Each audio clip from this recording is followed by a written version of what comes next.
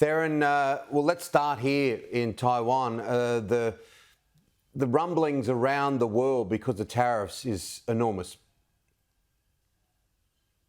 The long and short of it all is that if President Trump decides to continue to boast about his want to impose tariffs, despite what country it may be against, we, the American taxpayers, are going to be the ones to foot the bill. And there are several economists and other experts who support those facts. The reality is that he is speaking from a billionaire's perspective, who himself is surrounded by other billionaires who many would say would be out of touch with the pockets of the American people in kitchen table things. And so when we talk about tariffs, we have to talk about who can benefit the most and who will benefit the least and who will foot the bill.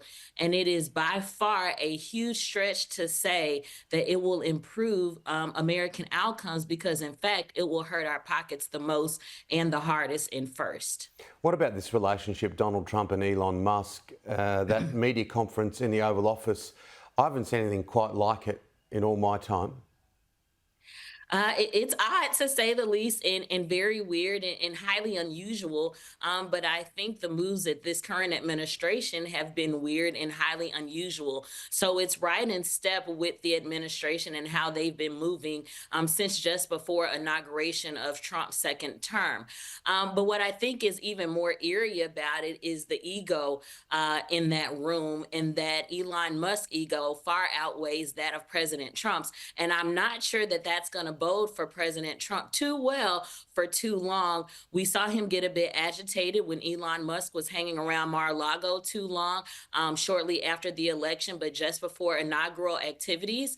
And now we see he is still there. We're starting to question whether or not Elon Musk has a home or a country home of his own, or even an office, and when he does his own business to handle his own affairs, because it seems like he is more consumed with the affairs of the American people and that of President Donald Trump in a way that only benefits him and his other billionaire friends and not the American taxpayers. I think this may be a relationship that is short-lived and soon to come to an end if Elon Musk continues to outshine President Donald Trump.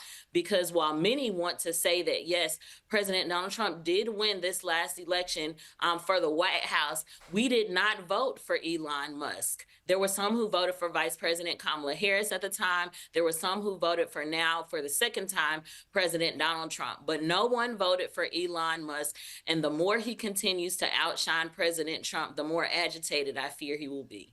We have a Kennedy back in Washington, Robert Kennedy, and he's a polarising figure. So many people really like the whole idea of making America healthy again, and his attack on some of the faster foods, which are impacting health, but some of his other ideas quite controversial.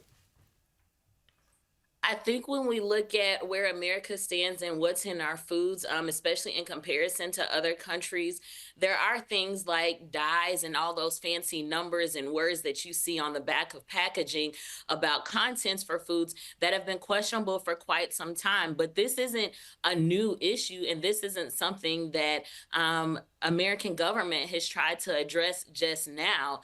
It's just that RFK Jr. has become an extremely politicized figure in this space now.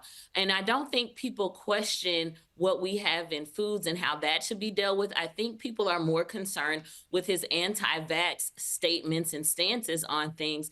And while we know there have been several diseases and things that have been eradicated or are near eradication, to limit vaccines or in any way to suggest that they are not helpful to the American public, especially when we talk about school-age children who are also now living in multi-generational homes for a significant part of the population. Now we're talking about multiple generations and bringing back things that could be harmful, not just to one or two people, but to millions of people. And because he is in leadership now, people will look to him for guidance. And there's a certain air of responsibility that comes along with that.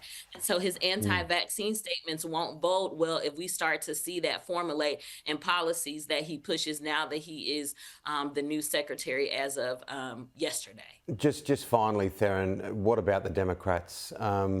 It has been shambolic, really. How do you, as a party, and you're a Democrat yourself, how do you rebuild? Well, we first rebuild by being honest. We have to be honest about what went right, and certainly by far what went wrong during not only the 2024 election cycle, but the 2022 midterms and every election cycle that precedes that, where we had significant losses or where we had flips from blue Yep. to red, or where things should have been maybe more purple, but have now consequentially leaned more red, especially after last November. We have to be honest about that. And so far, there have not been enough honest conversations. And honestly, there has to be a bit of finger pointing and blaming, because there are people that have been positioned and paid very well, who have been in those seats for decades, who have been in those leadership positions for decades, that are not serving the party, let alone the American public well. Yep. And if we want to get some wins in the midterms in 2026, and certainly if we want to win back the White House in 2028,